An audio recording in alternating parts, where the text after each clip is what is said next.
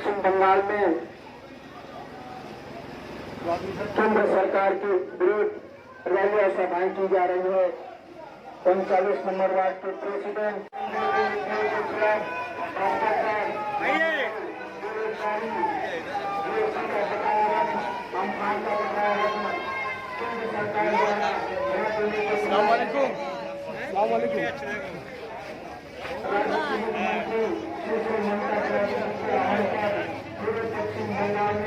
कहा जा रहा है। आप सभी कार्यकर्ता समर्थकों, अंचल के रहने वाले माता बहनों, युवा साथियों से निवेदन है कि आप लोग अधिक से अधिक संख्या में भाग लेकर आज की इस रैली को सफल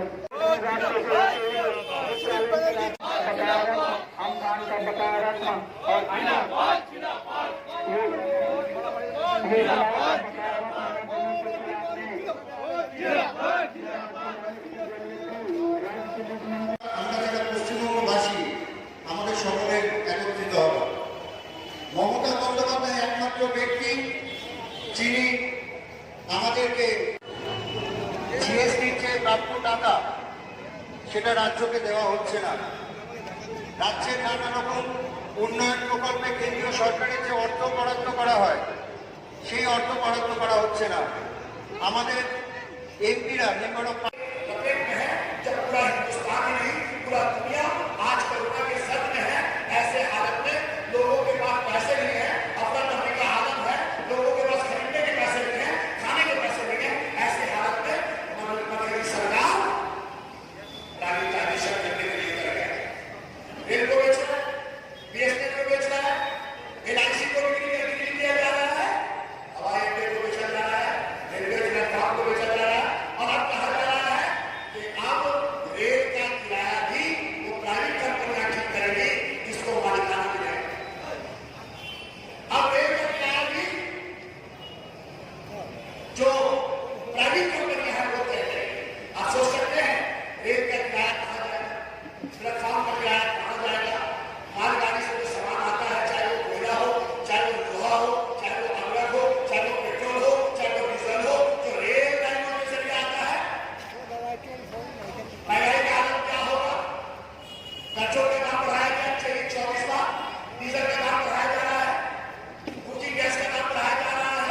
और फिर यही लोग सिंहासन से उतारना भी चाहते हैं। वो दिन तो नहीं खेलने बाजू कितने सर कितने मोदी ध्यान से हारेगा तू हर बाजी जब शेरे तृणमूल कांग्रेस के सिपाही की जान से आप जी जान से खेलने का वक्त आ गया है।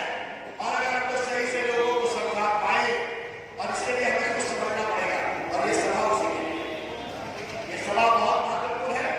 इतवार का दिन है, सभी लोग बैठे, हमारी एमएलए आ रही है, हमारे जो यहाँ पर बहुत सीनियर तृणमूल कांग्रेस के विधायक यहाँ मौजूद है और आप उनके बातों को सुने। और उसमें इतना बड़ा नुकसान नहीं हुआ जितना धान पे नुकसान हुआ। 1 लाख करोड़ रुपया का नुकसान हुकूमत ने बंगाल में तहरीरी तौर पर मरकजी सरकार को दिया कि हमें 1 लाख करोड़ रुपया मुआवजा देना चाहिए, पर नहीं दिया। क्यों? आर्थिक विकास रोकने के लिए गरीबों को हाथ तोड़ना चाहती है ममता बनर्जी। जिनका लाखों लाख लोगों का घर बर्बाद हो गया है उनके घर बनाना चाहती है ममता बनर्जी। जिनके नुकसान हुए हैं उनकी राहत के लिए ममता बनर्जी उनको इमदादी मदद देना चाहती है। और मरकजी सरकार 1 लाख करोड़ रुपया में से 54,000 करोड़ रुपया धान का और जीएसटी का जो बकाया रखा है। अभी बंगाल का भी जीएसटी का बकाया रखा है, उड़ीसा का है, दिल्ली का है, तमिलनाडु का है, आंध्र का है। गैर बीजेपी जितनी भी रियासतें हैं हिंदुस्तान में जीएसटी का पैसा बकाया है। বাংলার মুখ্যমন্ত্রী মাননীয় শ্রীমতী মমতা বন্দ্যোপাধ্যায় যেভাবে বাংলার মানুষের পাশে থেকে মানুষের সুখে দুঃখে থেকে বাংলার কে উন্নয়নের দিকে এগিয়ে নিয়ে যাওয়ার চেষ্টা করে চলেছে। কেন্দ্রে 2014 পর যে সরকার এসছে তারপর থেকে 2019 সেই সরকারই আবার কেন্দ্রে এসেছে, কিন্তু পশ্চিম বাংলার সঙ্গে সব সময় বঞ্চনা করেই চলেছে। কিছু না কিছু নিয়ে পশ্চিমবাংলার মানুষকে কি করে আটকে রাখা যায়, পশ্চিমবাংলাকে উন্নয়নের দিকে এগিয়ে নিয়ে যাওয়ার কোন রকম ইচ্ছা বা কাজ তাদের নেই। উল্টে মমতা বন্দ্যোপাধ্যায় জন্ম থেকে মৃত্যু অবধি 49টা প্রকল্পের মধ্যে দিয়ে যেভাবে মানুষের পাশে থাকার চেষ্টা করে চলেছে, তার বিরুদ্ধে একটা না একটা অজুহাত থেকে কাজকে কি করে স্তব্ধ করা যায় সেই চেষ্টা করে চলেছে। এখন যে বর্তমান পরিস্থিতি আপনারা জানেন, করোনার সঙ্গে মোকাবিলা করে সকলকে লড়াই করে চলতে হচ্ছে সারা বিশ্বে। তার মধ্যেও